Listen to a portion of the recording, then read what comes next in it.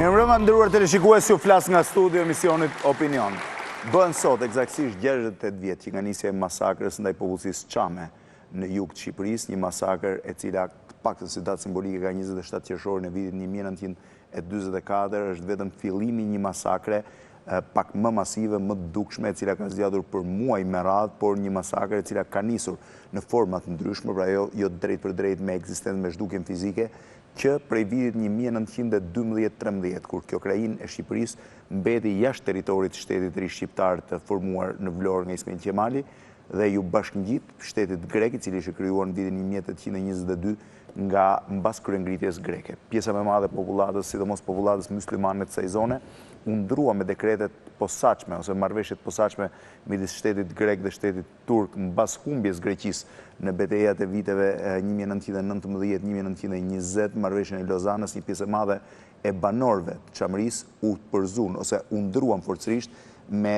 popullsi greke të Izmirit dhe zonave të Azisë vogël, ndërkohë që popullsia shqiptare e Çamërisë pra forcërisht u dërguan në Turqi. Ndërkohë, për një periudhë gjatë kohë edhe në vitet e mbretërisë në Shqipëri edhe në vitet midis dy luftrave, ka pasur ato që mund të quheshin përzënje, por jo masive, vështirësi shumë nda për të popullat. Përzënjet masive nisin në qershor të vitit 1944 me hyrjen në këtë territor të forcave të generalit Napoleon Zervës. Një histori mjaft e trisht, e cila, sidomos në vitet e fundit në Shqipëri, ka filluar që të përkujtohet në çdo 27 qershor me një marshim të famshëm, gjithë atyre që janë trashëgimtarë, atyre familjeve, por edhe gjithë atyre shqiptarëve, që në shenjë solidariteti, pavarësisht origjinës tyre krahinore, pavarësisht përkatësisë tyre fetare, i bashkëngjiten familjeve Çame në kujtim të mijë e mijë viktimave që humbën jetën në një rrugtim për ditë të rënë në vapën e qershorit vitit 1944. Emisioni sotëm është një miksim mes dosjes dhe intervistës me kryetarin e PDI-s, zoti Shpëtim Idrizi. Mirëmbrëma, mirë se keni ardhur zoti Idrizi. Dhe materiale mjaft interesante, filmike, të cilat do të dominojnë emisionin. Po e nisim me një material të parë, mjaft interesant, i cili është ose përmbledh historinë e Çamërisë. Është një histori rreth 10 minuta e gjatë, në të cilën rrëfehet gjithë historia e kësaj krajine dhe ku theksi vendoset tek ai që quhet masakra e qershorit vitit 1944, që shumë e quajnë njëkohësisht dhe genocidin ndaj çamëve, siç quhet ose siç kemi titulluar dhe emisionin e sotëm. Le ta ndjekim.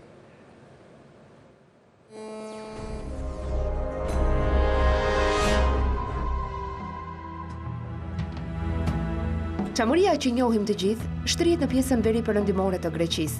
Pellazgo Ilirët ishin banorët e hershëm të Çamërisë. Në vitin 1449, Çamëria u pushtua nga Mbretëria Osmane, ndërsa lufta për largimin nga perandoria nisi rreth viteve 1611 dhe 1803. Në 1750-ën, Çamëria ishte pjesë e Janinës, një nga 4 vilajetet shqiptare. Çështja Çame, ose e quajtur minoriteti shqiptar në Greqi, lindi që me vendimin e konferencës së Londrës në 1913-ën, e cila e shkëputi këtë tref shqiptare dhe ja aneksoi Greqisë. Që nga kjo kohë fillon dhe një presion i vazhdueshëm, një politikë sistematike e shtetit të atërshëm grek dhe e forcave të ndryshme nacionaliste për shkombëtarizimin e kësaj treve. Për këtë qëllim u përdorën të gjitha mënyrat, si tatimet e rënda, grabitja e tokës, përjashtimi i popullsisë nga pjesëmarrja në administratën shtetërore, ndalimi i dhunshëm i arsimit në gjuhën shqipe, madje edhe në shkollat fillore, vrasjet, burgimet dhe dëbimi me dhunë deri në masakrat e përgjakshme. Dëshmit historike hedhin dritë mbi masakrën në projën e Selamit, paramithi, në vitin 1913 të 72 krerëve të Çamërisë nga kapitan Delia Naçi. Në përfundim të luftës së parë botërore më 1918-ën, u përpilua plani i grabitjes së tokave të popullsisë Çame. Ligji i të shtuqueturës reforma agrare, i aplikuar vetëm në Çamëri, u rëmbeu shqiptarëve që u degdisën në Anadol me mijëra hektar tokë buke, sipërfaqe të mëdha me vreshta, qindra mijë rënjullin të cilat u bën prona të grekëve. Këto masa u pasuan nga organizimi i qetave terroriste në territorin e Çamërisë, sanksionet ekonomike, lufta raciale, braktisja e popullsisë shqiptare në ignorancën më të thellë dhe inkurajimi i kryqëzatave fetare. Përpjekjet e dhunshme të vitit 1923 për ta shpërngulur me forcë popullsinë çame në Turqi shënojnë një kulm të paparë në politikën shoviniste greke. Bilanci ishte shumë tragjik për popullsinë shqiptare. Në gusht të vitit 1936, Joan Metaksaj filloi goditjen sistematike në Filat, Pituliet, Gumenic për zhdukjen e popullsisë çame. U shkua deri atje sa populli të paramithis ju ndalua të fliste në gjuhën shqipe. Qeveria greke bëri çmos që të përçante popullsinë shqiptare çame, duke u përpjekur të kundërvojë të krishterët ndaj muslimanëve. Popullsisë çame ju ngarkuan taksa të rënda, të cilat nuk kishin vetëm natyrë fiskale, por synonin ta detyronin atë të emigronte në Shqipëri ose Gjetiu.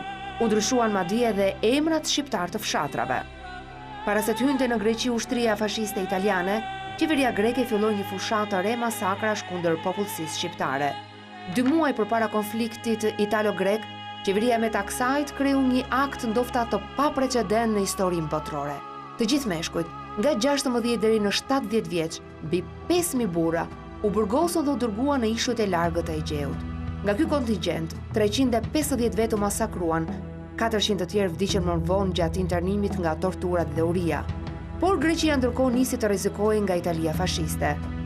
Popullsia çame u tregua e gatshme për të luftuar armikun e përbashkët, por për çudi, në vend të armëve u dhan kazma dhe lopata për të vepruar në prapavia për ndërtim rrugësh. Ky ishte një qëndrim mosbesimi autoriteteve greke ndaj çamëve dhe një herazi, një fyerje dhe poshtërim për ta, duke i trajtuar jo si bashkëluftëtar, por si robër lufte. Edhe pse marrëveshja e Mukjes në gusht të vitit 43 ishte denoncuar nga Partia Komuniste e Shqipërisë në mënyrë të njëanshme, nacionalistët çam i referoheshin asaj si e vetmja rrugë për të zgjidhur çështjen kombëtare shqiptare. Për këtë ata bën disa herë thirrje për të shmangur luftën vllavrase dhe për bashkimin e të gjithë forcave për mbrojtjen e çështjes kombëtare në kuadër edhe të Çamërisë. Në një letër që Nuri Dino i dërgonte në 20 shkurt të vitit 44 Shefqet Peçit, konstatonte se në Greqi po bëheshin përpjekje për bashkimin e 2 forcave kryesore politike, të EAM-it dhe EDES-it, me synim që grekët të shkatrojnë Shqipërinë edhe nën maskën komuniste. Thelbin e kësaj letre e përbënte kërkesa kombëgulse për bashkim për hir të gjakut që na bashkon dhe të zakonit që s'mund të na ndaj. Ai kërkonte mendimin për bazat e bashkimit, por me kusht që të mos preken parimet tona dhe karakteri kombëtar. Përballë bashkimit të armiqve të kombit shqiptar, një qëndrim i tillë për bashkimin e forcave politike shqiptare ishte më se justifikuar. Por një gjë e tillë nuk ndodhi, sepse denoncimin e Mukjes e kishte sankcionuar dhe Konferenca Nacional Shërimtare e Labinotit. Nga ana tjetër, popullsia çame gjende përballë veprimtarisë së ecshme shqiptare të Zervës, i cili e kërcënonte ato me reprezalje dhe shfarosje. Zerva u përpoq ta përdorte popullsinë çame si forcë kundër Ellasit. Kjo manovër djallëzore synonte së pari të fuste popullsinë shqiptare në kurthin e luftës midis forcave politike në Greqi, të së majtës ekstreme dhe të së djathtës ekstreme, me synimin që cili do të ishte rezultati i konfrontimit politik në Greqi, të krijojë preteksti dhe konjunktura e përshtatshme politike për shfarosjen dhe dëbimin e saj. Së dyti, të shtonte forcat për të goditur EAM-in kundërshtar, pra të përdorte popullin shqiptar si mish për to. Në bisedimet e zhvilluara në fshatin Minin në 3 dhe 6 korrik të 44-s, të dërguarit e Zervës i parashtruan popullsisë çame çarmatimin e plot, mobilizimin e përgjithshëm në radhët e EDES dhe të pranonin pushtetin e saj në Çamëri. Populli çam u gjend në pozita të vështira. Ai nuk pranoi të futej në luftën midis forcave rivale në Greqi dhe si ndëshkim, Zerva ndaj kësaj popullsie nisi sulmin e përgjithshëm të 8 korrikut të vitit 1944. Kjo periudhë shënoi dhe kulmin e masakrave greke mbi popullsinë shqiptare të Çamërisë. Një nga mbrojtësit e çështjes së nënbërkombur ndër vitet të Çamërisë, Shpëtimi Drizi, në një nga fjalimet e tij në parlament do të cillte fakte të publikuara nga misioni anglez në ndihmë të forcave të Zervas. Sipas këtyre të dhënave, të paktën 30.000 shqiptarë të Çamërisë u dëbuan mes viteve 44 dhe 45. Rreth 2.970 persona, jo thjesht të rinj, por kryesisht pleq, gra dhe fëmijë u vranë. Qindra gra të tjera u përdhunuan në kampet famkeqe greke në kufi me Shqipërinë. Dhe pjesa që mbeti u përzu në disa valë drejt Shqipërisë, që porsa kishte dalë rënuar nga lufta. 2430 njerëz vdiqën rrugës dhe pothuajse 30.000 çam bëritën të dërmuar në Shqipërinë e varfër. Këto janë të dhënat të misionit anglez në ndihmë të njësive greke të Zervës, që nuk arritën ta ndalonin dot masakrën. Drejtues të këtij misioni kanë pranuar në vitet e fundit të jetës, në librat e tyre me kujtime, masakrat e kryera egërsisht në kurrizë të shqiptarëve mysliman të Greqisë dhe indiferencën e tyre. Kjo indiferencë dhe moskokçarja e autoriteteve shqiptare për 10 vite ka bërë që masakra ndaj çamërisë të kujtohet heshtas përgjatë viteve të komunizmit, ndërsa zëri i vërtet i pasardhësve të atyre që u masakruan ka vetëm pak kohë që ka nisur të dëgjohet dhe ndoshta jo shumë larg do të marrë edhe shpagim.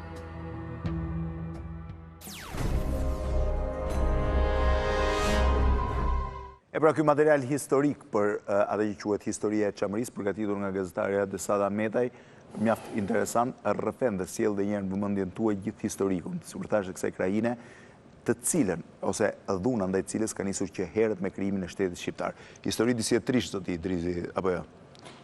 Besoj që është një histori e trisht nga ana njerëzore, por besoj që është një histori e cila mbart vetvete edhe forcën, moralin, vitalitetin e një policie të tërë, e cila megjithëse prej 68 vjetësh është shpërngulur, sot është e gjallë dhe madje është e gjallë në të gjithë edhe në mesin e Tiranës me atë performancë ju e keni parë. Pra çamëria është e gjallë dhe vazhdon të jetë i gjallë. Në fakt, unë do t'ju pyes më pas, sidomos në pjesën e dytë të emisionit ku do fokusohemi shumë për gjithçka që ju po bënim, të rrogjë vëmendjen dhe revista Çamëria, por dhe gjithë aktivitetet, është e pamundur të ecësh në Tiranë, të ecë në Tiranë dje dhe sot, dje dhe sot, dhe mos shije dekorimin e jashtëzakonshëm përgatitur për javën e Çamërisë, faktin që përfaqësues të shtetëror po marrin pjesë në këto ceremoni dhe sikur se më thatë dhe ju në fillim të këtij emisioni, dhe personalitetet njohur nga jeta kosovare, politike dhe publike kosovare, po vinë për të marrë pjesë në marshimin e famshëm të disa ditëve më pas.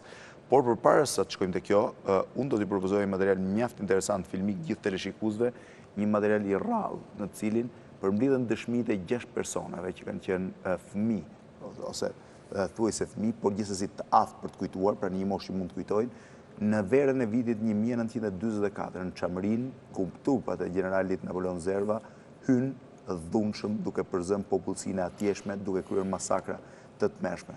Pothuajse të gjithë ata që dëshmojnë kanë humbur njerëz të afër tyre, kanë humbur vëllezërit, kanë humbur prindrit, e kujtojnë atë si një nga momentet tragjike të jetës tyre, një moment që shënjoi të gjithë të ardhmen dhe jetën e tyre të mëpasme, kur një moment kur ata u detyruan të largohen nga trojet e tyre, ku kishin lindur gjyshit, stërgjyshit, të linin siç thot njëri prej tyre dhe varret e të parëve, për të kaluar kufirin me Shqipërinë, ku do të ndërtonin një jetë të re, e cila në shumicën e saj nuk ishte aq për t'u lakmuar. Gjithsesi, dëshmitë e tyre, sikur se thash, janë mjaft interesante sepse rrëfejnë çfarë realisht ka ndodhur në verën e vitit 1944 në territoret çame. Le ta ndjekim.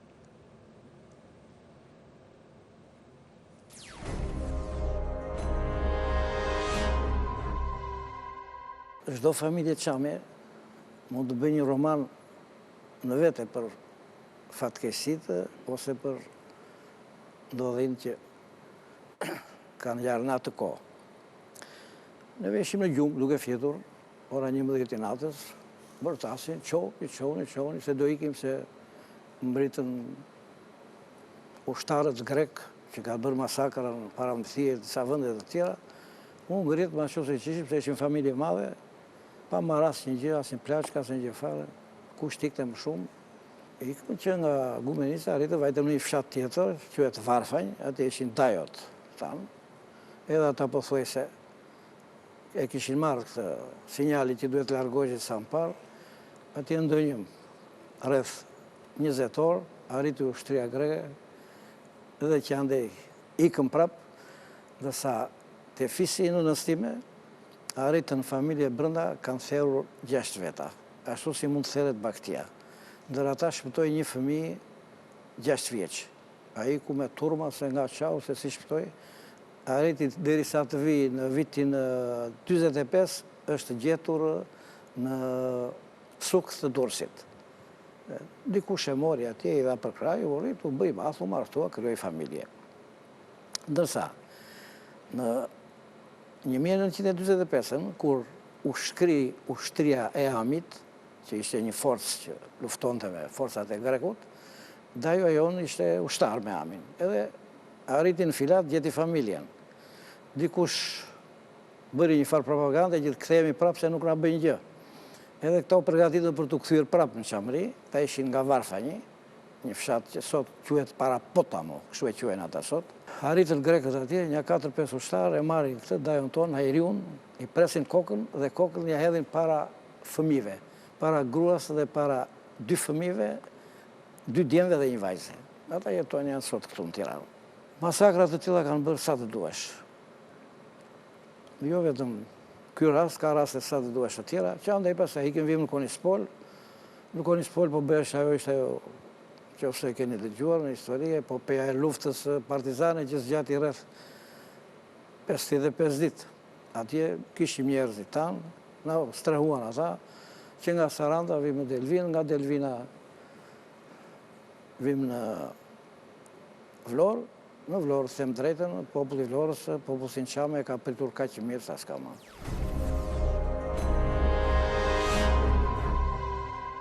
25 vjeç nuse isha, internu në Burin, në Athina, 7-8 muaj në jetin e internimi, erdhi, ma në fund më vranë, kishim bakti, jetesa ime, kishim bakti, shkonë me kunetërët e mija edhe vëllai ime ishën me bakti, e vranë, vëllanë time 25 vjeç, di kunetërët e mi, njoni 39 vjeç, tjetër 22 vjeç, për një nate. Edhe në morën edhe 700 kredele, monarko-fascistat greke. Në krytë vitit, morëm aratin në futën e burg. Hi rezerva brenda monarko-fascisti. Hi rezerva brenda, bon si deshin ato, ofenduan gratë, të rejat, vranë, bënë, burat, gra, fëmi. Në futën e burg, neti me të 7 muaj, më duket, vujt jetë. Si në burgët e Grekut, edhe në atë kohë, kisha një vajzë, edhe ato e kisha 2 vjeç. Me ato e në dorën e Korçë, burishëm të plagosur në Korçë, në rrugë që vinte, ishte në spital, dole në Delvinë, nga Delvinë atje. Ne se këtej u stabilizuam, po ato të Qamëris të vendit tim, nuk u mund të qëfar të them. Nuk u jam e zonja, që ta kujtoj, se që kemi hequr atje. Nëna ime ka shku, e ka pa gjakrat, rreth e gjark, që torturonin muslimanet.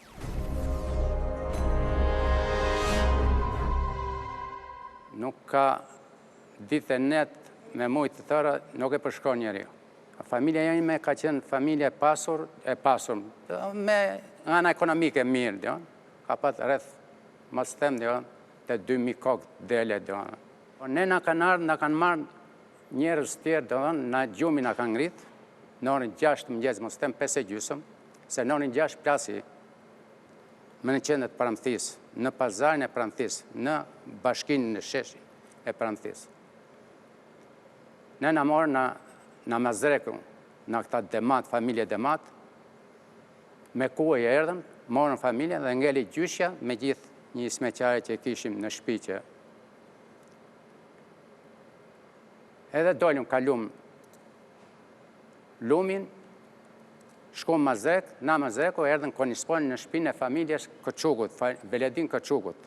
Morën vesh që në vra dhe gjyshi jonë, Sali Muedini, Afuz, ishte nën kretari kryesisë bashkisë të Paramthis. Vati kërkoj llogari. Ata e vranë dhe shtëpia e gjyshit tonë u kthy burg. Ka pat rrethjat, mos them me mbi gati 40 dhoma, 3 kaçe, shtëpi e madhe, e gjerë me obor, me portokalla, me limona.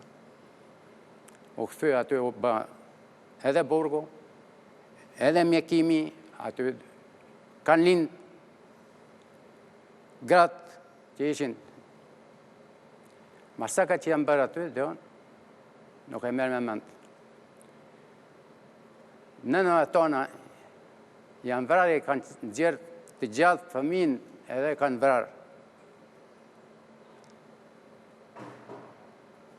Erdhëm Konishpol, marrim vesh që na vra gjyshi, Salim Muedini, e 2 dajot, në atë ditë e tepër, në vdiqet e nëna, Konishpol. Edhe sot, sa herë që shkojmë aty, i vëjmë në i bëqete me lull. Nuk harojnë kollaj masakrat e të vrarëve të parëve tonë.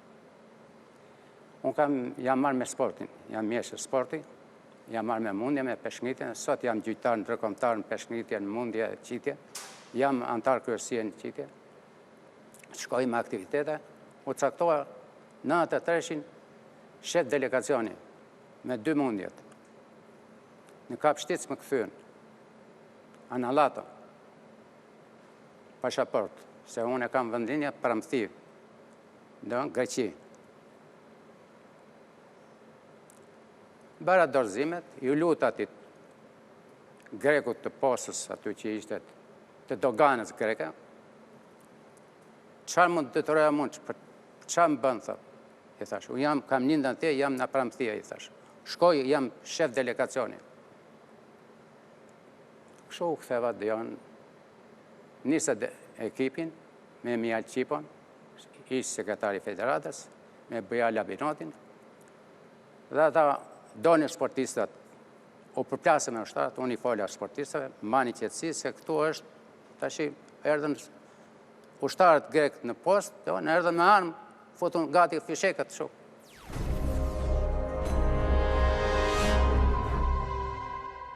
Ku gjeni në një mashkull të rritur, e vresnin, pa gjyq, pa kur gjifare, greket. Ne të vegjilit, edhe gratë, edhe plakat, e këta dikur, me një urdhur të komandës, në mblodhën në një shtëpi të madhe. Si në formë gazerme, mund të ishte ajo. Edhe, po, tamam, si në formë gazerme. Pa tje ishin do me thënë plaka, gra, vajzat të reja, nuset të reja, që në nështruan, do me thënë, sidomos ato të reja të njerë, do me thënë, një genocidi që nuk mund të thojt me fjallë, që kanë kryer greket, do me thënë, ndaj këtyre grave. Me kalimin e kohës, filloja edhe ajo nga vapa e tepër të vëdhe, nga mungesa e të ngrënit, nga mungesa e kujdesit social, nga mungesa e ndihmës mjekësore, këta dy, filluan të vdesin njerëzit në shkallë të gjerë. Sidomos plakat nuk rezistojnë fare. Me sa mbaje mëndur edhe fëmijit e vegjit, me qindra fëmijit vegjit, do me të një vdismi. Ditë për ditë, do me të në kjo, ishte motua, që kush e ka radhë sot për të vdekur, kush e ka radhë. Ne e thajmë që do vemi në Shqipëri, sepse kemi një pjesë madhe të njerëzve ne. Edhe kështu veprua. Po mirë, po, në atë gazermë, që mund të themun, kaluan plot 6 muaj. U bë gjitha u kërdia e këto që ja bërë. Një pjesë u larguan me benzinaka nga Korfuzi në Sarand. Një pjesë që nuk duruan do të tiknin sa më parë, kaluan nga Filati për në Konishpol. Unë ndava nga nana, sepse motra imi kështë për operacion apendicitin, kështë edhe një fëmijë të vogël. Edhe i thashun do ikim me këtë pjesë që do t'ikin nga toka. Po jo, nuk do është të më lidej nana imi. Me gjithat unë hika, nuk durojshin do të më. Ku doj që të kaloje, se do ishtë sa thosha që një fillim, nuk ishte vënd pa kufoma. Do me thënë që këshëm bërë vrasjen e ta që në fillim, do me thënë që filluan reprezalit, masakrat e këta dy. Në mblodhën neve ca kalamaj kështu, dhe ata burat që këshim betur, për të varosur, se po kelbe që njerëzit në për të si kësherën kulerë. Edhe sot e kësa dite, më del gjymin me sinatës. Nuk mund të harojnë kolaj. Nuk pash njeri do me thënë ki, kush është ki që është vrarë? Pa i këshim prerë kokën, i këshim prerë veshit, i këshim prerë hundun. Të gjitha këto i ka parë me qenë nga njerës. Po se cili njerës kanë gjinë këta, nuk i një fjetot. Këto reprezali kanë bërë ata andartët grekë. Unë jam gati 80 vjeqë. I kujtoj edhe e vuaj me shpirtin tim. Se i kam parë me sytë, i kam varosur vetë me duart e mia, edhe pse isha kaq i vogël në moshë.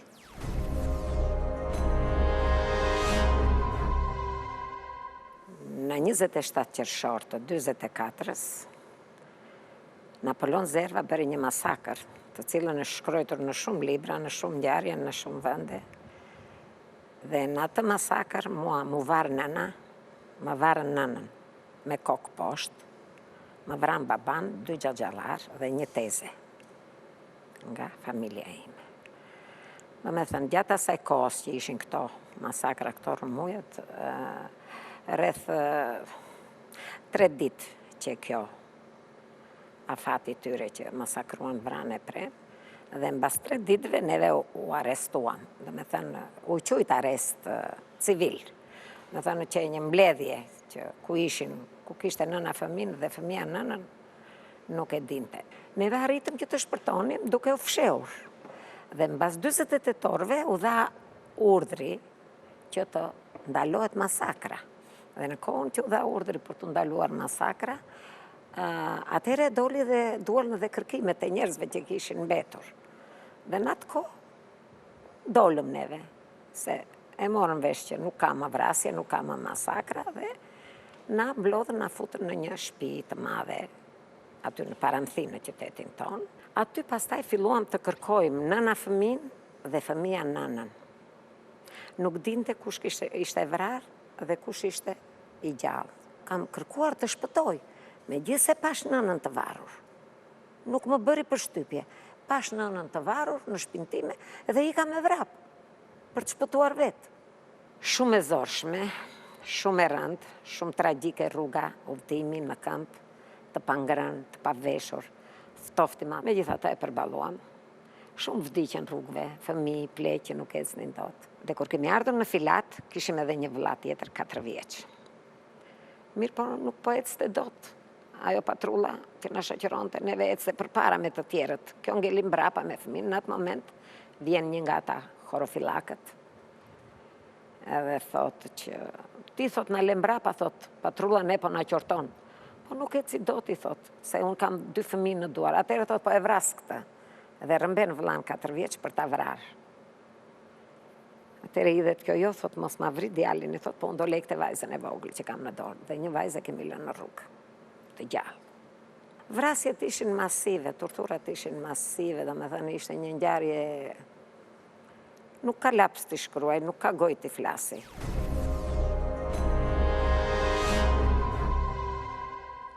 Ne gjatë të rrugës,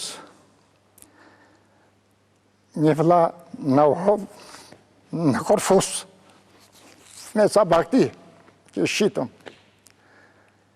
Ate në zuri greku e vrau, edhe dajon.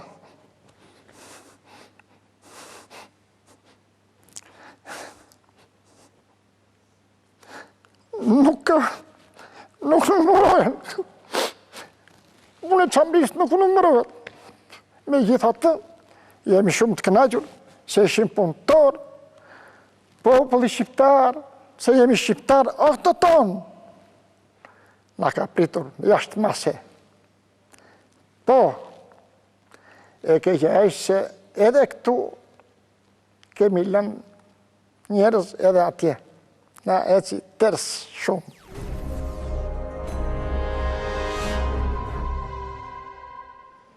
Erdi greku ranë Paramithi, sefte, sikur me ardhë ushtarët grek, na Malidajtit me ranë Tiranë direkt, edhe na rrethuan neve.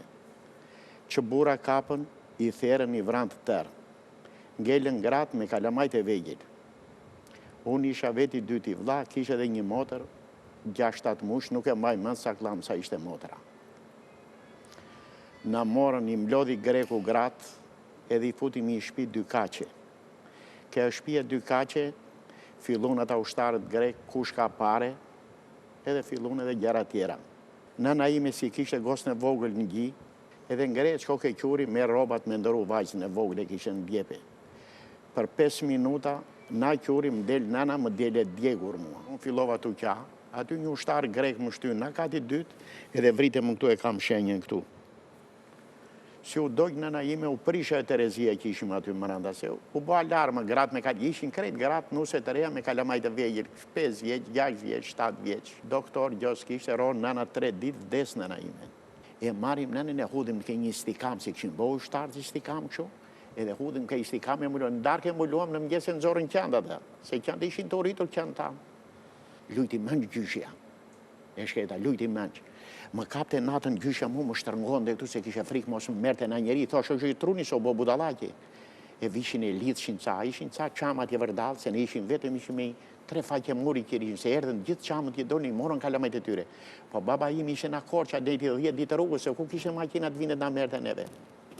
Lujti më gjysha, e varosën ca ushtar aty që ishin, partizan, edhe zumë vend aty me vlanë, atyr ishim na ditë, rojtëm një 6-7 ditë.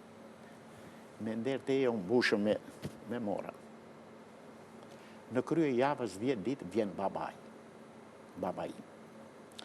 Vjen baba, kërko këtu, kërko atje, kërko këtu. Këte më ka thonë baba se nuk e kam pa. Shko në një shpi ora mani, thot. Më ka ardhë një familje, thot. Edhe kam qenë larkë, nuk e kam marrë. Ra njërë i thot e shogja. Ngreo kalë se mos jena ta kalamajt e vegjil, i thot. Unë me vlantin. Edhe ishte hana se ditë se në jenar, në 10 tonë jenar, ndryqon shumë hana. Edhe si mas dorës baba shumë, edhe mas dorës erdi. Më shkel kemën baba mu, ishte natë, ishte erëcina, e 2 faqe, sa më shkeli kemën babat, se në nana e kësha mbledh me dinun që i këshe vdek. Baba thashun, erdi babajt, keqen babajt, ha babajt, erdi babajt. Buki thashun për i herë, a i vogli tjetëri nuk fliste. Buk babajt thashun. Mje baba një qikë, arë me fikë.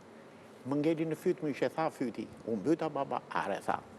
Me zhju gjetë aty u vdes me dorët e mija, tha i shkreti, era vetë pas babaj. Ko nona ime, tha, se për gruan e vete kështë marrë veshe që kështë dje greku. Ko nona ime, tha, vdik nona, tha shumë, lujti mënsh, tha shi, tha filani, tha shi, jam vratë që në të dhe lujti mënsh nona. Si, a i kujtone se ta gjende nona e vetë, gjalli shketi. Mirë, tha, keni baban, tha. Kështë marrë ca roba, baba ja këshin dhe në partizani. Kuj kështë gjetja 2 këmishat tija? Ore tha, se Saul baba ishte i pasër baba i shketë. Saul baba. Ore tha, mos keni a shumë, mos i za emrin. Mora, mos keni, tha. Jo, ore tha shumë ku kemi gjoni. Për 5 minuta unë bush baba i shketë. Na mori baba masaj në rrugës, ke marrë dhe një kalë me i tjera. Me një tras vlan, me një tras mua. Se si ishim zot me ikë në kamë. S'kishim gjumo, s'kishim ka një kile ishim bërë neve. Erdhëm Delvin, masaj aty. Ta ku me ca njerëzit tanë aty në Delvin. Baba me thikë më nëzirë të morat punë në palë, sa njëra na huthe ujë sipër. Netëm ca ko aty, 24 orë pa frymë, shqyqër zotit e kaluam atë punë. Netëm ca ko në Berat, baba pa grua ishe, që ishe dje gruja. Netëm ca ko në Berat, baba i shket ka qenë punëtori matë. Mblithe fera, driza i shiste atyre Baçevan, mirë të 1 kile mija, sa me hojnë e ka qamak.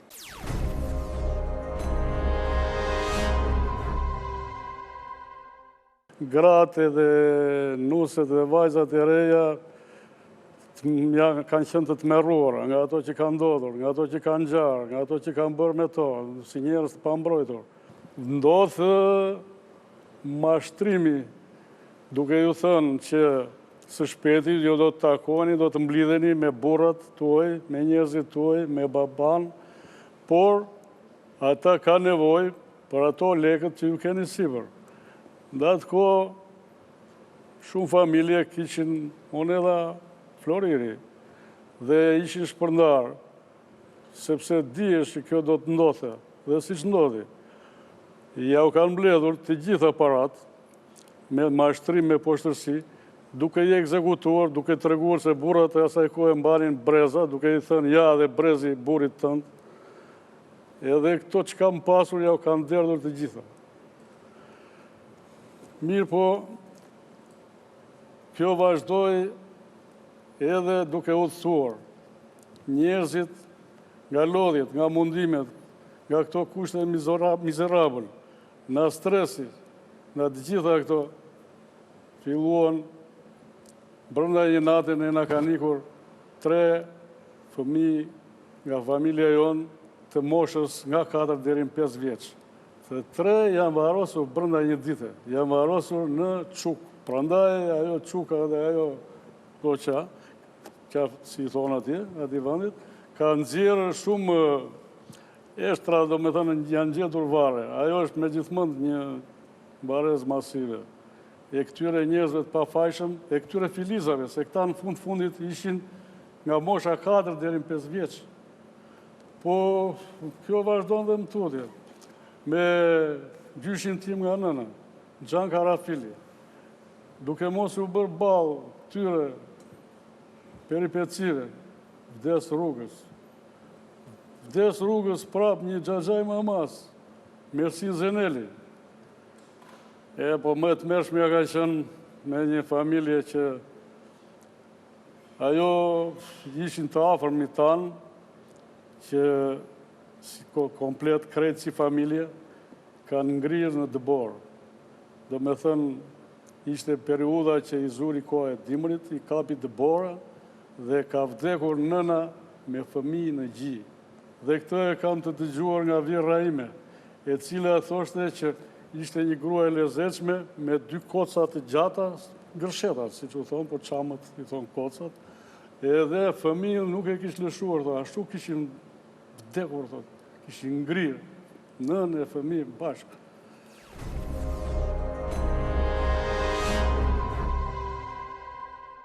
Duke qenë se kam qenë fëmijë i vogël 6 vjeç atje, nuk mund të harrohet ato ngjarje që shef një fëmijë i vogël dhe të mos i mbeten në jetën e tij gjatë gjithë kohës. Për shembull, genocidi filloi me 27 qershor, por përfundoi me 3 tetor të vitit 45. Filloi në 44, përfundoi. Ky është përfundimi i genocidit.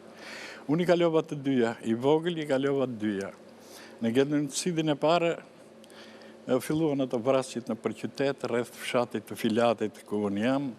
Këto merreshin vesh me një herë, ngjarjet e paramëthisë u përhapën në mënyrë të shpejtë, domethënë.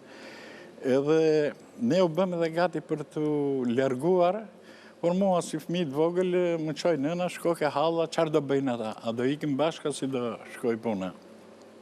Edhe unë shkoj, aty përpara kishim policinë greke, aty ishin burgosur 10 gra çame dhe vajza çame të reja brenda, shumë shtatzëna, dëgjoheshin ulurimat e tyre që nga shtëpia tona, se kishim shumë afër shtëpinë, nuk i rash nga rruga përpara, po i rash nga mbrapa policisë, isha me gjithë motrën time të vogël. Kur çat të shohim nga penxherja e asaj godine, del një njeri mjekrosh, nxjerr një fëmijë të vogël të kapur për këmbësh, fëmia sapo kishte lindur, dëgjoheshin edhe të qarët e një fëmije kur lind, dhe hedh nga penxherja poshtë me kokë poshtë në një kanal që ishte mbrapa kësaj kotrofio, i thoshin policisë atëherë. U llaktarisa, nuk shkova ka halla, kthehem, i them nënës time kështu pash. Në këtë kohë më rriti vetë burri hallës, edhe thot bëni plaçkat gati, kthehemi në Shqipëri. Dhe unë nisëm natën, fjetëm një natë në Sajadh, kisha gjyshen e cila me zihese, edhe të tjerët me u bëm gjak në përkëmbë, të nesme në përpyll, dolim në Konjspol, kishim një njeriun tonë atje në Konjspol që në vërv, në kufi me ashtu, na strehoj, më në fund dolin disa parolla që kthehun se u çlirua çamëria, u kthyem për zdyti, po i bie shkurt tani me gjithë vojtjet, pa buke, pa ushqime e këto. Ishin të tmerrshme. Filloi babait mirësh prap me tregtin, e la tregtin se kishte shumë ngjarje qofte në qytetin tonë Pilat, po vriteshin, coptoheshin për qytet, hyshin element veçantë të zervës. Edhe një natë doli te lalli aty dhe tha, ju duhet largoheni, me njëherë sepse rrezikoheni. Ishin edhe forcat e amit, që quhen forcat e majta atje në. Edhe ne të nesërmen në mëngjes u rreshtuan gjithë popullata, edhe u nisëm. Si tash më kujtohet, ishte një heshtje e plot, kur kalum në Vaner, para se të ktheheshim nga ana tjetër e Kodrës, nuk dëgjohesh gjë. Heshtje mosi, heshtje varri nga gjithë njerëzit. Mos i kaluam kthesën, kur çart shikoje, të vrarë të shtërinë për tokë nga ata të parat që kishin kaluar. Koka të prera, ne fëmijët e vegjël, domethënë u llahtarissim për këtë. 2-3 raste i pam se që i kapën nga flokët, i nxorën nga turma, i ngjitsin sipër xhades, i pritsin kokët, na tregonin ne kokën kështu në përduar dhe hidhshin në mes të turmës, që ne të merroheshim. Para syve të mi më kujtohet si tani ishte një grua e re, sa po ishte martuar, domethënë kishte rreth një vit, ishte 7 zanë. Unë me sytë e mi nuk e kisha më larg se 10 metra, kur e kapën dhe ja qanë barkun, ja nxorën fëmijën, e kam parë me sytë e mi, ja përplasën për tokë, ja shkelshin me këmbë, ajo e llahtarisën me zorët për jashtë, e di, krijoi një të merë shumë të madh. Si këto raste kanë qenë me qindra, më së fundi u larguam, mundëm të futemi në përpyje ata që shpëtuan si edhe ne, kush kishte më fuqi se më shpejt. Vujtjet e rrugtimit e erdhëm në Shqipëri, në Konispol, pa bukë, pa ngrënë, të sakatuar, gjithçka, derisa udhëtuam me anije nga Saranda, e erdhëm në Durrës dhe u sistemuam në Kavaj. Rreth 6 vjet rresht unë bërtisja natën, kur ishe i vogël kur erdha. Por edhe tani, kur më kujtohen ato që kam parë me sytë e mi, ishin të rënda. Do të thoshe si përfundim, kjo kohë ka kaluar, është kohë tjetër, ma merë mendja që edhe ata duhet i vënë, gishtin kokës, ja unë këtu kam lindur atje, ja ku i kam pronat e mija, në greqisht, urdhë me vulja greke, me të gjitha, ja ku thë dhe dokumenti me shtetësi greke për mua, dhe këte e kam marrë nga Ministria e Brendshme këtu. Prandaj jam i bindur që qeveria shqiptare, jo sashme, pa gjithë politika shqiptare, duhet merret seriozisht me këtë punë. Ne nuk jemi nga ata që të rëmbejmë pushkët e shkojmë të zgjidhim me të tilla gjëra, por qeveria shqiptare, partia që u bashkua tani, duhet që ta marrin seriozisht këtë punë.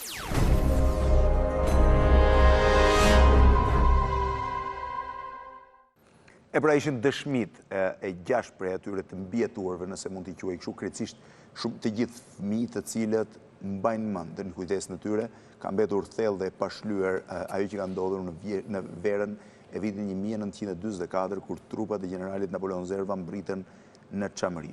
Zoti Idris, dhe baba juaj ka qenë një prej atyre që kaluan kufirin këmbë, nga cila zonë Çamërisë vinte? Baba im është nga Krahina e Margëlliçit, edhe unë jam nga Krahina e Margëlliçit. Ai ka qenë rreth 2 vjeç. Baba ju i lindur në Margëlliç. Lindur në Margëlliç. Ai ka qenë rreth 2 vjeç ku në krahët e prindërve të tij ka ardhur në territorin shqiptar.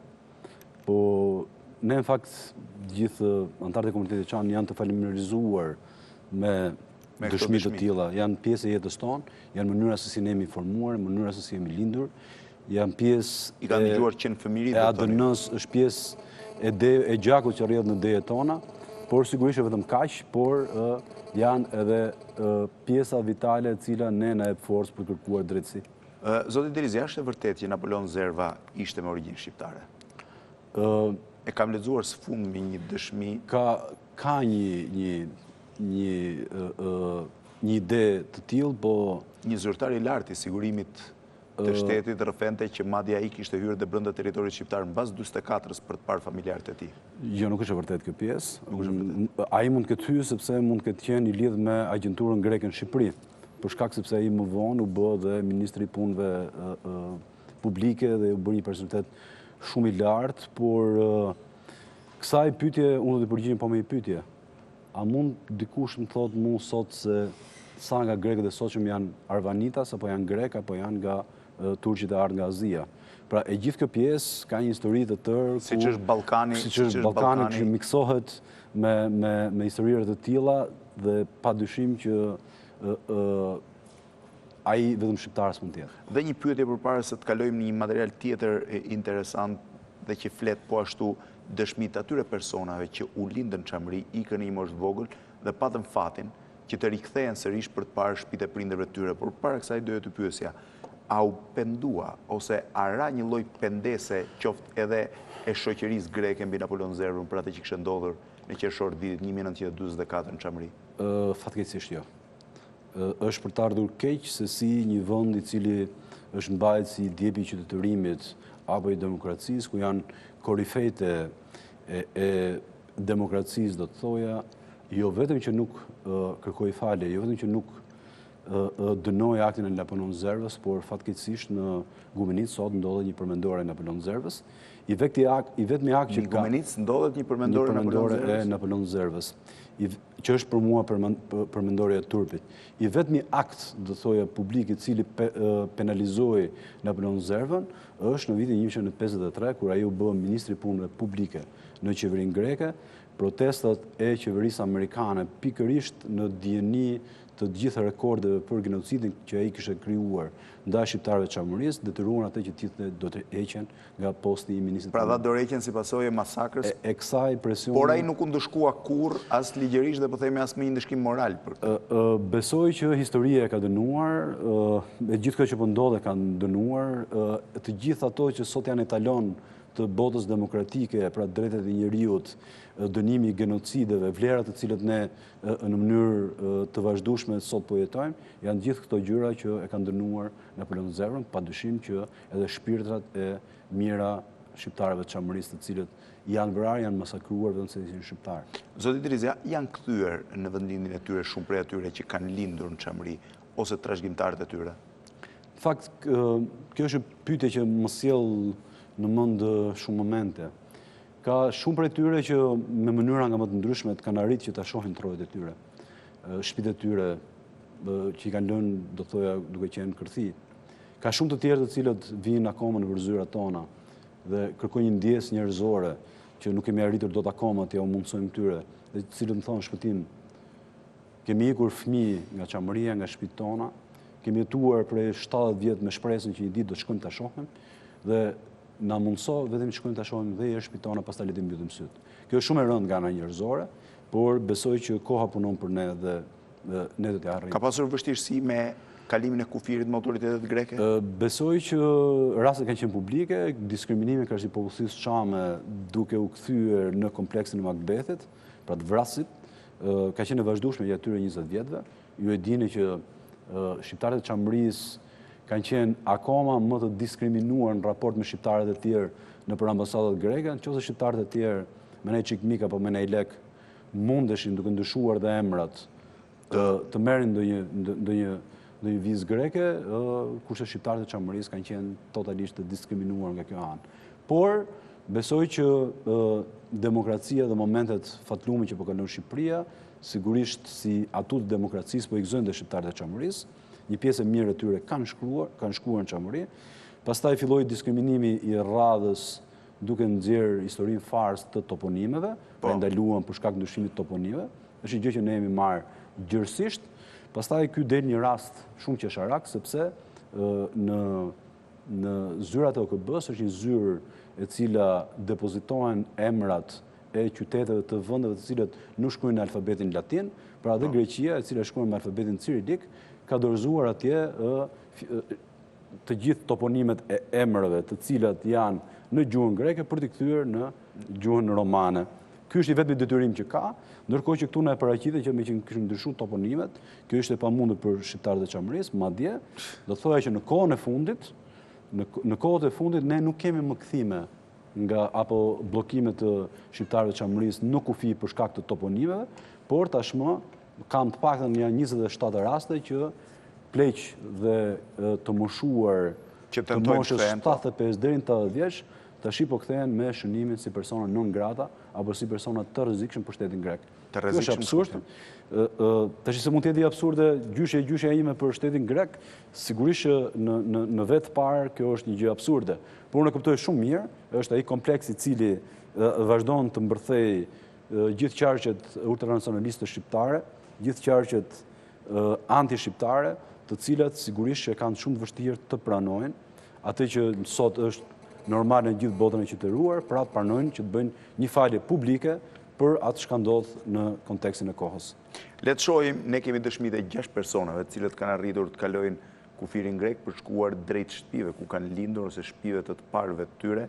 Le të ndjekim mbresat e tyre nga ky rikthim në vendindje nëse mund të quhet tillë dhe menjëherë mbas tyre kalojmë në spotet publicitare për të rikthyer në pjesën e dytë.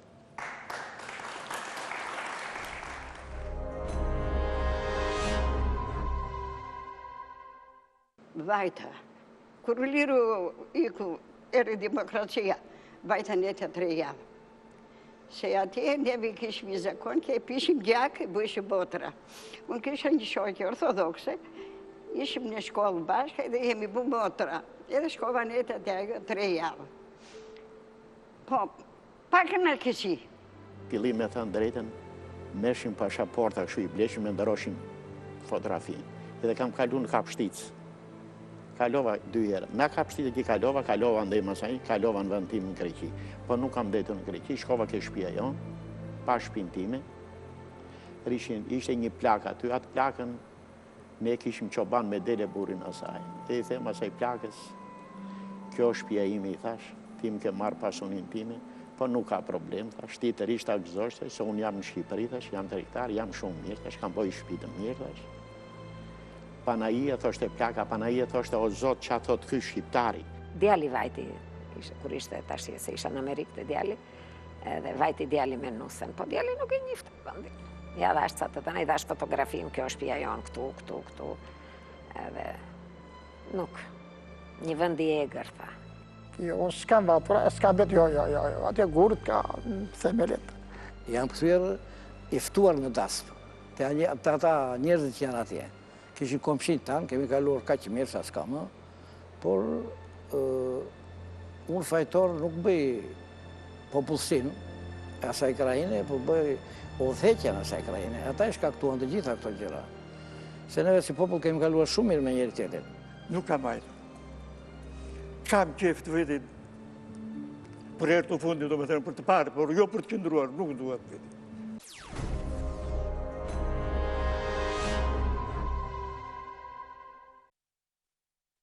Jemi rikthyer sërish në transmetim në këtë pjesë të dytë të këtij emisioni titulluar Genocidi ndaj çamëve. Është eksaktësisht data 27 qershor, 68 vjet më parë, 27 qershor të vitit 1944 në Çamërinë, momenti që trupat gjermane të pushtimit ishin larguar, trupat e generalit Napoleon Zerva, që supozoheshin të ishin trupa çlirimtare, filluan masakrën ndaj popullsisë shqiptare të Çamërisë, duke vrarë mjaft prej tyre, duke detyruar forcërisht të largoheshin nga trojet e tyre, nga shtëpitë ku banonin një pjesë e madhe e popullsisë të këtyre zonave.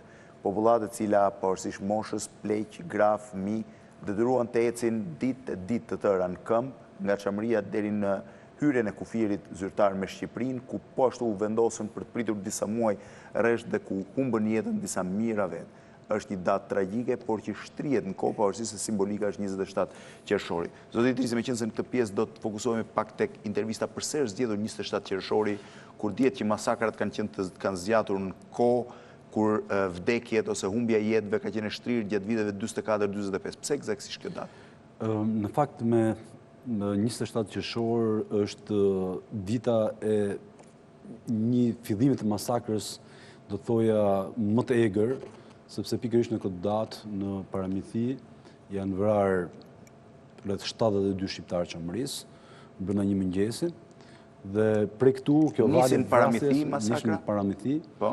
U vranë 72 veta dhe pastaj u përhap si valë në të gjithë territorin e Çamërisë, duke lënë rreth 2.900 viktima gjatë gjithë kësaj jave të mëshme. 2.900 viktima, qenë viktima të mbetura brenda territorit të Çamërisë, pra që u vranë në vend në shtëpitë e tyre në zonat. Rreth 2.900 veta që janë vrarë brenda territorit të Çamërisë rreth një jave. Filloi me 72 pranë banesave të tyre, qyteteve, fshatrave ku banonin. Janë vrarë, janë masakruar, janë përdhunuar brenda shtëpive të tyre, janë marrë dhe mbajtur nëpër kampe, do të thoja të improvisuara. Dhe kjo ka ndodhur në gjithë krahinën e Çamërisë. Dhe sa prej tyre ikën? Rreth 30.000 të tjerë arritën që t'i shpëtonin këtij genocidi, pra nëse do ta marrim në këtë kuptim është rreth 10% e popullsisë që u masakruar pikërisht në këtë moment dhe rreth pra nëse mendojmë që popullsia është diku te 30 sa mijë vet, rreth 3.000, pra 10% e tyre u masakruan, u vranë.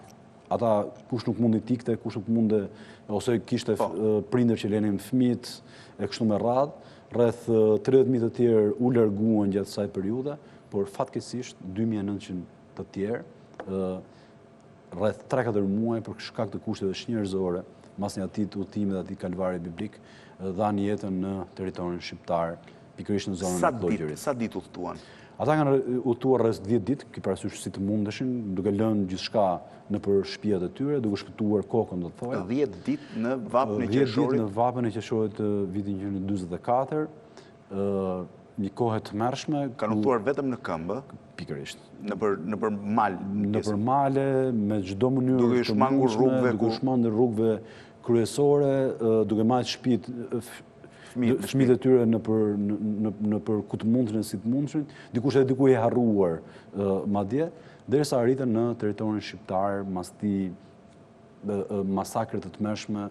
Shqipëria ishte ende në pushtim në atë kohë, në verën fillim të korrikut vitit 1924. Jemi eksaktësisht kur kanë filluar të largohen trupat gjermane, të cilët fillimisht u larguan nga Greqia, dhe pikërisht ky është momenti që cila ishte pritja që patën në Shqipëri. Unë nuk mund të them që ishte ndonjë pritje e mirë, ishte pritja më e mundshme që mund të bëhet. Keni parasysh këta u vendosën në zonën e Klogjerit që quhet sot, shumë afër qafë botës apo kufirit me Shqipërinë. Ishin rreth 30 e sa mijë vetë, ndërkohë që gjithë popullata rreth e qark ishin vetëm 2000 veta. Imagjinoni se çfarë dyndje e madhe ka qenë. Ishte 10 fishuar, 15 fishuar popullata. Ishte 15-20 fishuar popullata brenda një periudhe shumë të shkurtër, dhe kjo është arsyeja pse ata ndërkohë vdiqën nga uria, smundjet. Sa kohë kanë qëndruar në qafë botë? Ata kanë qëndruar në këtë periudhë rreth 4 muaj, mas këtit valës pare, e cila ishte shumë tragjike me viktimë. Imagjinoni njerëz të cilët varrosnin njerëzit e tyre ku të mundën dhe si të 4 muaj gjatë gjithë verës kanë qelluar. Gjatë gjithë kësaj periudhe derisa kanë ardhur shirat dhe kanë qëndruar përjashtë. Kanë qëndruar përjashtë në një kamp të improvisuar, derisa pastaj mas 3 muajsh ka qenë pikërisht sistemet e UNRWA-s të lidhjes kombëve, të cilët i trajtonin si refugjat lufte, dhe kanë ardhur ndihmat e para, do thoya, nga misionet britanike në këtë zonë. Dhe vetëm pastaj kanë filluar të shpërndajnë në cilën zonë të Shqipërisë u shpërndajnë? Tashmë ata kryesisht janë të shpërndarë në zonën e Sarandës, Vlorës, në zonën apo do thoya në rajonin e Fierit, Lushnjës, Durrësit, Tiranës, Elbasanit.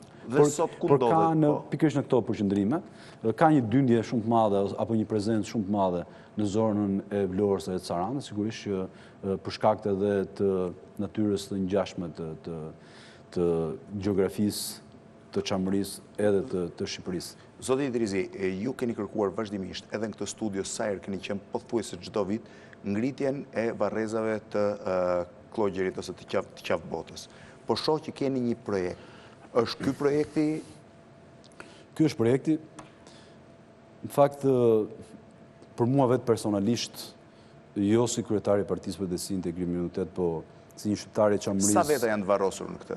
Këtu janë deri më sot 2960 të njohur me emra. 2960 me emra. Me emra. Është pikërisht zona për cilën sapo ju thash. Por mund të ketë dhe më shumë. Po mund të ketë dhe më shumë. Nga të dhënat që ne kemi, është një zonë e cila edhe rreth e qark vazhdojnë të ketë varreza të tjera. A mund vini të ma shpjegoni këtu konkretisht? Po. Kjo është zona për cilët ne po flisnim deri tashti, pra zona ku janë vendosur shqiptarët e çamërisë në momentin që kanë hyrë në territorin shqiptar. Kjo është rruga nacionale, për rreth 2-3 kilometra jenë në kufirin shqiptaro-grek aktual. Në kufirin shqiptar me shqiptar, po që ndahet me Greqinë. Në fakt, më kujtua që në mënyrë të përsëritur ne kemi kërkuar ndërtimin e varrezave të Klogjerit.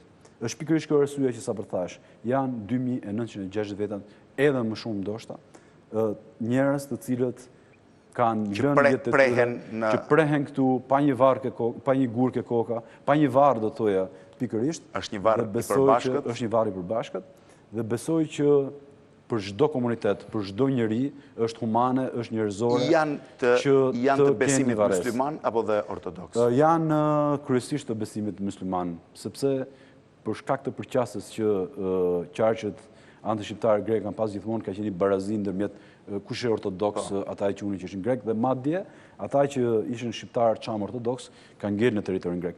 Pra, kjo ka qenë arsyeja pse ne kemi ngretur gjithmonë zërin, pse kemi kërkuar gjithmonë që të bëjmë varrezat e Klogjerit. Që të ketë një varrezë. Çfarë përshikon varrezën? Duket shumë e madhe. Sa është si sipërfaqe? Kjo është sipërfaqe rreth 9800 metra katror. Rreth 10000 metra katror. Rreth 10000 metra katror.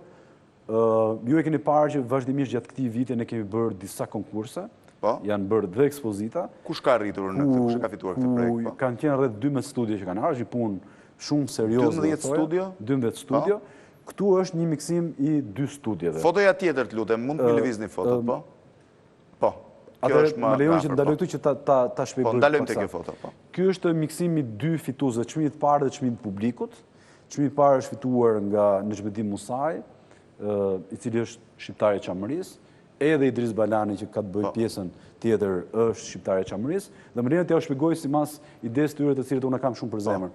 Kjo është porta hyrëse e Varrezave. Kjo është një portë monumentale, është ideja e një shtëpie çar.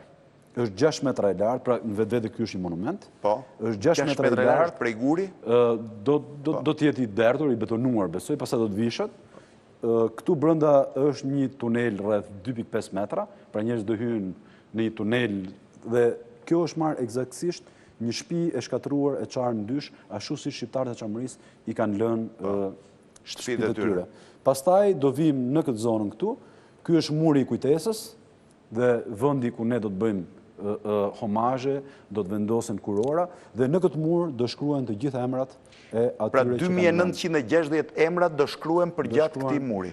Eshtrat e këtyre 2960 vetave ku gjenden? Janë vendosur në gjithë këtë territor, edhe më gjërë.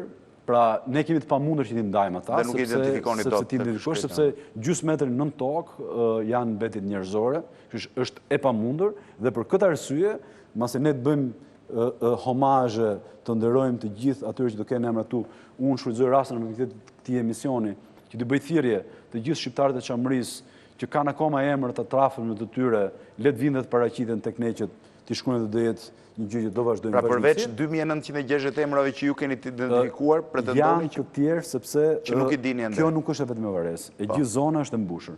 Tashmë, pikërisht sepse jemi në një Varrezë masive dhe më falni, dhe ne kemi vështirë ti identifikojmë varet, atëherë është bërë ky monumenti tjetër këtu, që është ideja e një varri masiv i një murane. Këtu nuk duket mirë, po kjo është përbërë nga pjesë guresh varre. Pra janë gurë varre që do hidhen aty në një muran të madhe, një tombë, edhe duke pas edhe traditën ilire shqiptare. Ky do jetë vendi tjetër që do jetë një epitaf dhe që do vendosen kurora dhe do jetë varri masiv i këtyre të cilët janë të afërmit tanë, janë njerëz të cilët janë pjesë e historisë sonë. Nëse vitin tjetër, ju të organizoni marshimin e radhës në Qafbot, do të mbërrini në këtë monument, do thotë do të jetë mbaruar brenda një viti? Absolutisht po. Unë jam shumë i lumtur që ta them këtë, pas insistimit vazhdueshëm tonet. Ne kemi arritur që kësaj radhe të kemi ti realizojmë. Kjo është pamja nga rruga kombëtare. Kjo është pamja nga rruga, kjo është rruga kombëtare. Po. Ne kësaj radhe për herë të parë ja kemi arritur që të kemi një bashkëfinancim ndërmjet qeverisë shqiptare, komunës Markatit dhe komunitetit Çam për të bërë të mundur këto varreza, rreth 70% do financohet. Kjo është Murana? Kjo është Murana. Është ideja një varri masiv, këto janë gurët e varreve që i kemi pamundësi për t'i vendosë, sepse nuk dihen. A janë gurët e varreve të vjetër? Varre të vendosur njëri mbi tjetrin për të krijuar përshtypje. Që do bëjnë këtë monument, i cili do jetë rreth 4 metra, madje tamam ky vjen sipër murit. Kështu që e vet ajo fiton një lartësi si monument, edhe si varrezë, është varrezë monumentale, pra jo thjesht vetëm me sistemimin e varreve, po mbi të gjitha një pikë e madhe fokale historie, harrezë që ne mos harrojmë dhe pikërisht ne të përkujtojmë jo vetëm këta që kanë rënë, po edhe historinë e Çamërisë. Këtu duket më qartë. Po, këtu duket që janë, mund ta afroj kamera për ta bërë më qartë, duket janë. Po një pyetje zoti Idrisi. 2960 vetë kanë humbur jetën në vap, shumica prej tyre pa pasur asnjë faj, fëmijë, pleq, gra e tjerë. Për 68 vjet, dhe ndoshta edhe një vit ende derisa të mbarohet, për 69 vjet, këta njerëz nuk patën një varrezë dinjitoze, siç tha dhe vetë ndodhen shpërndar në zonën. Si shpjegohet që nuk u ndërtua një varrezë dinjitoze në nderim të këtyre njerëzve, që janë viktima të pafajësisë tyre në fund? Spari, unë prandaj kam qenë gjithë kësaj kohës. Ky është një borxh shumë i madh që ne shqiptarët e Çamërisë, po të gjithë shqiptarët. Jo, ky është borxhi i gjithë shqiptarëve. Ky është i borxhi i gjithë shqiptarëve karshi këtyre njerëzve. Po gjithsesi duhet të ecim në retrospektivën e historisë. Keni parasysh që ky genocid, pjesë e këtij genocidi që ka ndodhur edhe me mungesën e varrezave ka të bëjë pikërisht me atë diskriminim që regjimi komunist i kohës i bëri gjithë shqiptarëve të Çamërisë. Betejë shumë e madhe e shtetit grek edhe e qeverisë komuniste të kohës për të harruar çështjen Çame, pra që ishte një çështje e harruar, një çështje që nuk ekzistonte.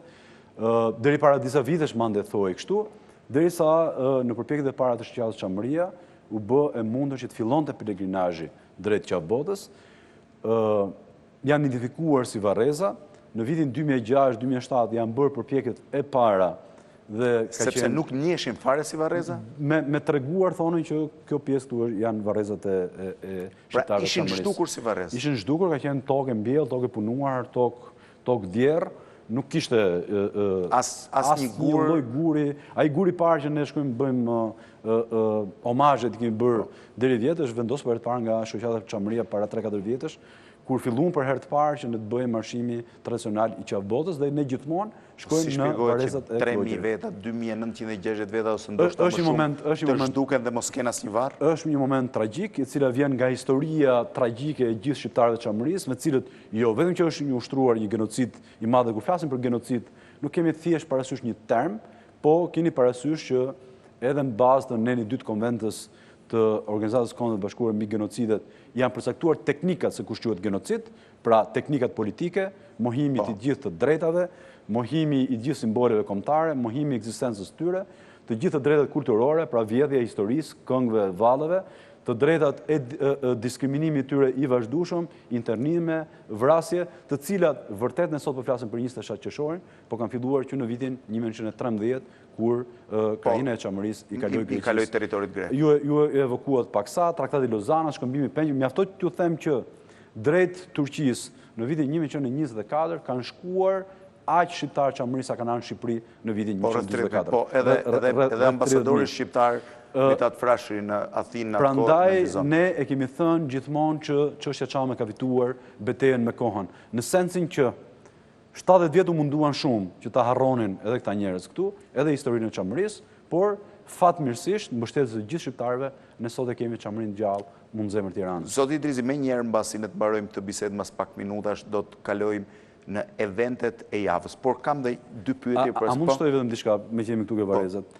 Kjo është pjesa më interesante të gjithë. Është pjesa më e rëndësishme edhe për mua, personalisht si shqiptar i Çamërisë. Ndihem shumë mirë që për herë të parë ne do të arrijmë që të respektojmë kujtimin e këtyre njerëzve, të cilët siç thash vdiqën vetëm se ishin shqiptar, dhe me të gjitha do jetë një pikë kryesore, kujtese. Kjo është gur apo është pjesa? Kjo do jetë gjithë e shtruar, me pllaka guri. Kësaj pjesë i mungojnë edhe disa çezma që ne do t'i vendosëm dhe përsupozojmë çdo krahinë e Çamërisë do ketë nga një çezmën e saj. Është e vërtetë që shumica vdiqen nga etja? Kjo është e vërtetë. Madje nëse do hyjmë më shumë dhe më thënë këtë histori, ato arritën që të hapin një pus dhe ai pus rezultoi i helmuar, një pjesë e mirë e tyre ka vdekur edhe nga uji i helmuar. Ka qenë një situatë e tmerrshme, tragjike nga pikpamja njerëzore, por unë i garantoj që ata nuk vdiqën kot, ata nuk vdiqën pa një mision, dhe jam i bindur që pikërisht bërja e kësaj varrezës do jetë një mision i kryer, do të thoja, një pikë kujtese ku ne jo vetëm që do të shkojmë t'i tregojmë gjithkujt që Çamëria ekziston dhe ja çka ka ndodhur me te, po mbi të gjitha vlen për faktin që simbolet e tilla na tregojnë që këto histori nuk duhet përsëriten më. Mesa po shoh vetëm vendi për flamurin nuk ekziston ka zoti Idrizi. E ke shumë gabim se ti e di që ne flamurin e kemi shumë për zemër, ja ku e ke vendin e flamurit.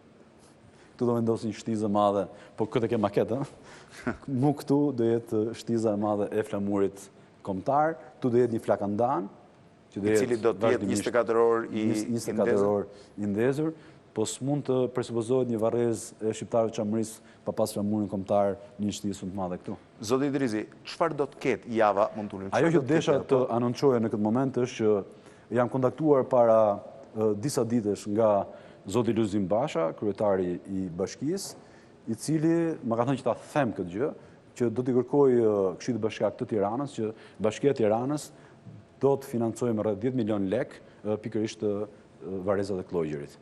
Dhe unë jam mirënjohës për këtë gjë. Sa kushton ndërtimi i gjithë projekti? I gjithë projekti shkon rreth 107 milion lek të reja, nga cilat 75 milion do të jenë nga qeveria shqiptare, pjesa tjetër rreth 800.000 euro. Po, nga qeveria shqiptare dhe komuna e Markatit, është ajo që ka paraqit projektin për grandet për konkuruar në projektet e fondit zhvillimit rural. Pra është bashkëfinancimi i komunës Markatit me qeverinë shqiptare. Pjesa tjetër rreth 23 milion lek do jetë i shqiptarëve të Çamërisë, i komunitetit.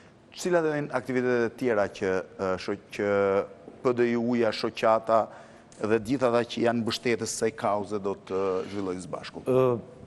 Edhe në kuadrin të 100 vjetorit të pavarësisë, ne e pam tutje që kësaj radhe të dilim, do thoja, nga sallat, nga tregimet dhe pjesa parë e asaj çka ne kemi menduar këtë rast për treguar që Çamëria është gjallë, ekziston, është midis nesh, është midis gjithë shqiptarëve, është pikërisht dekorimet që ne kemi bërë në qytetet kryesore të Shqipërisë, duke filluar nga Tirana në bulevardin qendror. Është një shprehje mirënjohje për gjithë shqiptarët të cilët na pritën, do thoja, shumë mirë mas këtij momentit tragjik, do thoja.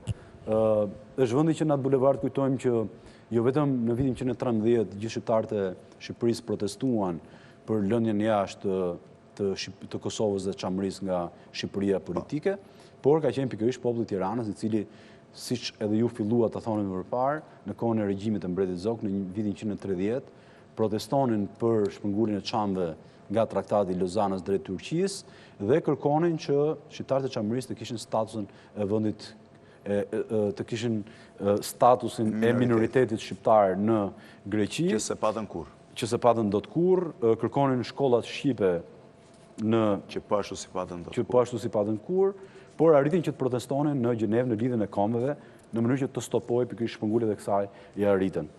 Kjo është pjesa e parë, ne kemi zgjedhur edhe një slogan I love Çamëria, në një pjesë moderne si të gjithë shqiptarët, është një headline që ekziston për shkak të globalizimit. E shoh dhe gjithë të rinj që kanë ardhur që e kanë vendosur. Është pikërisht kjo konteksti për cilën ne e bëm. Janë vendosur disa leduolle në pika të ndryshme të qytetit të Tiranës, po edhe të qyteteve të tjera, që tregojnë kulturën, historinë, pra jo vetëm pjesën e masakrës, por dhe kulturën, simbolet, dhe botimi i revistës është pjesë? Dhe botimi i revistës është pjesë e kësaj. Sot ne kemi pas promovimin e një kolane librash nga një shkrimtar çam, i cili në mënyrë simbolike, do të thoja, ka treguar atë link që ekziston ndërmjet shqiptarëve të Çamërisë dhe popullit Kosovës. Para disa kohësh, unë kam pas një telefonat, do thoya shumë interesante, nga Kosova, më merr një grua, e cila më prezantohet që jam Çamëria. Ishte një grua e cila për gjithë jetën e saj kishte mbajtur emrin Çamëria. E bie një ndër atyre që dhanë jetën për çlirimin e Kosovës. Ishte vërtet një moment emocionues për mua personalisht dhe thash, Çamëria tash je plot me vëllezër e motra nga gjithë shqiptarët e Çamërisë. Ky është prapë një moment shumë I rëndësishëm dhe ne kemi zgjedhur pikërisht këtë simbolik pra që të promovojmë libra, një kolan librash do thoya për Shqipërinë dhe për Kosovën dhe për Çamërinë. Ne shqiptarët e Çamërisë kemi qenë gjithmonë në krah të shqiptarët të Kosovës dhe gjithashtu ata janë shumë të ndjeshëm, do thoya edhe sa pjesë të tjera dhe kemi përkrahje shumë të madhe nga ta. Është një simbolikë e cila vjen edhe në kohët e sotshme në sensin që po të besosh ke drejta, po të luftosh për atë, po të luftosh për ato që janë sot vlera ndërkombëtarisht të njohura me cilë është ndërtuar bota demokratike, pra të drejtat e njerëzit, e drejta e lëvizjes lirë, e drejta e pronës, padyshim që fitoria mund vonoj, po vjen.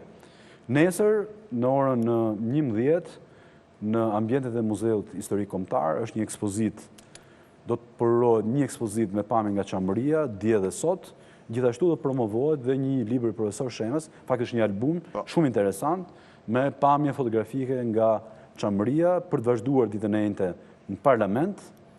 Shumë nga këta djemt dhe të rit do ndajnë atë katalogun apo albumin me pamje fotografike nga historia dhe kultura e Çamërisë. Dy deputetët e PDI-s në parlament do të mbaj një fjalë ku tashmë ne do të kërkojmë që rezoluta Çame të bëhet, të jetë pjesë e një lëvizje të tërë që ne do të bëjmë që rezoluta Çame brenda këtij mandatit të parlamentit të realizohet në Kur është parlamentin udhtimi shqiptar. që botë? Ditën e shtunë me datë 30, në një lëvizje do thoja masive kësaj radhe. Masive do thotë që do jetë shumë më tepër se sa herët e tjera.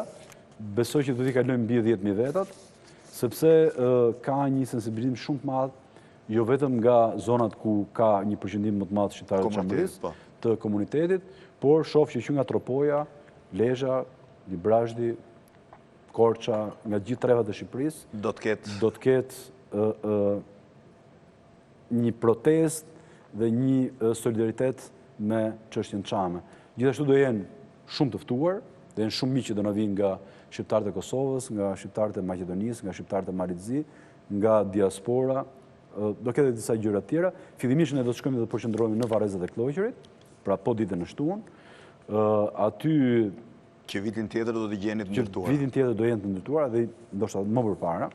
Besoj që është një projekt i cili për 6-7 muaj realizohet dhe të gjithë bashkë në një marshim të heshtur për proteste do drejtohemi drejt qafbotës, ku aty ne do të kërkojmë tashmë drejtësi. Ku ju presin dhe kamerat greke? Me shumë kënaqësi se ne edhe shqiptarët e Çamërisë, po ata që na vinë jemi dhe racë e bukur, kështu dalim bukur në televizor aty që të na shohin. Po përtej kësaj uroj që kësaj radhe, me që kanë dhe hallet mëdha, mos na sjellin më trupat paramilitare që rrinë aty, bëjnë sa demonstrime, do thoya totalisht jashtëkohe. Po që se kanë marrë rrogën këtë vit, këtë muaj le të vinë. Do jetë mirë që ta kenë marrë rrogën, ta kenë kaluar sa më shpejt këtë gjë. Përveç kësaj, është në 3 net në qytetin e Sarandës, bëhet festivali Javës Çame, vinë trupa artistik nga gjithë trevat shqiptare, e organizon zoti Yazgan Haklaj, me atë të përvitshmin tashmë që është bërë një traditë. E shtojmë këtë gjë në fund të Javës Çame për të treguar që ne jemi popull vital, me kulturë shumë të lashtë, me kulturë e cila nuk mund të mohohet dhe nuk mund të zhbëhet dot kur. Ju e dini shumë mirë që kostumografia dhe muzika Çame kanë qenë ato të cilat e kanë fituar të parën betejën me kohën, kanë qenë ato të cilat tregojnë edhe një herë që ne jemi popull vital, me rrënjë shumë vjetra, shumë fuqishme, të cilat nuk mund t'i zhbëjë dot kërkush.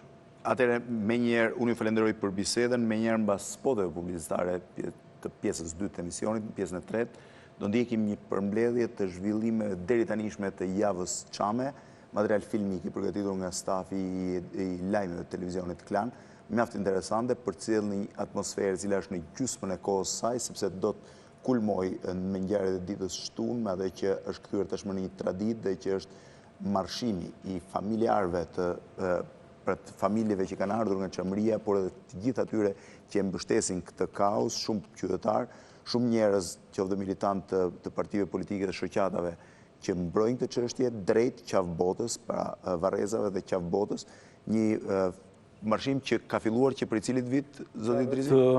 6-7 vjet që është. Që prej 7 vjetësh është thuajse i përvitshëm dhe që çdo vit shtohet në pjesëmarrjen e tij. Pra spotet publicitare, duke falenderuar zotin Idrizi, spotet publicitare dhe në pjesën e 3 do të ndiqni materialin filmik mjaft interesant mbi zhvillimet deri tanishme të Javës Çame.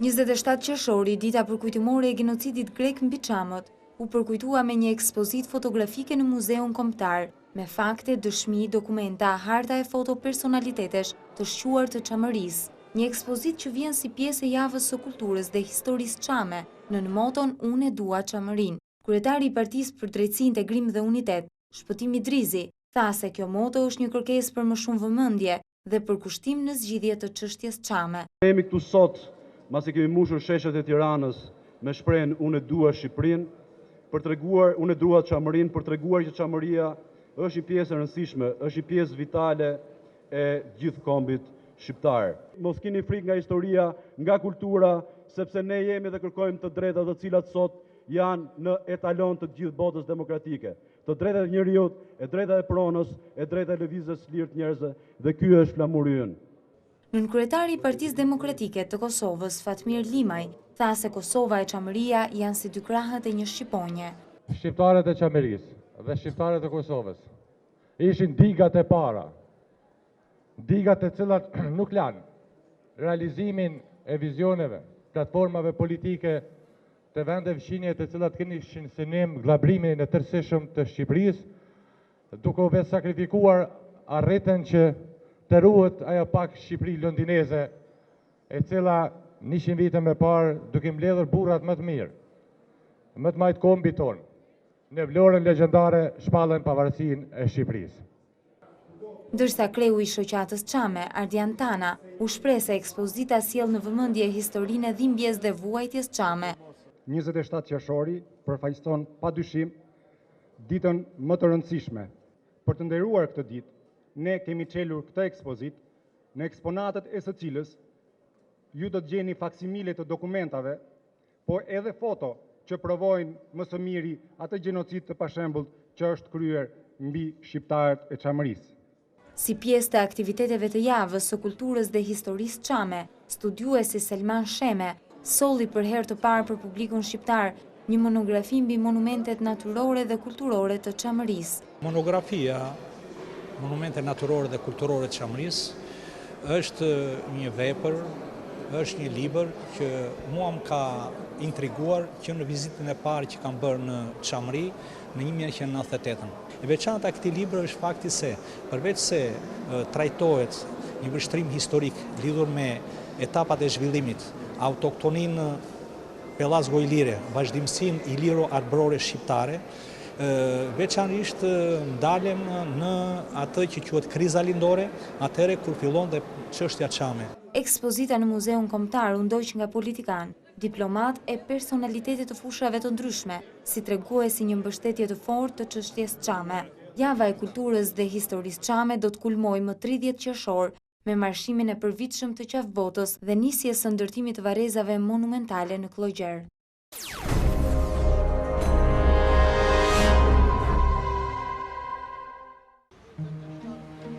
Flamuj kombëtar dhe banderola me mbishkrimin "Unë e dua Çamërinë" përgjatë gjithë bulevardit dëshmorët e Kombit.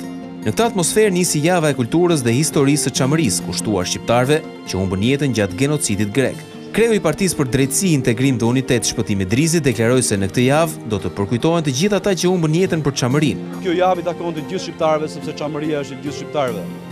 Ky vit ka një rëndësi shumë të madhe sepse ne sot në kuadrin e 100 vjetorit kemi vendosur që të dalim nga sallat dhe të kalojmë nëpër sheshet.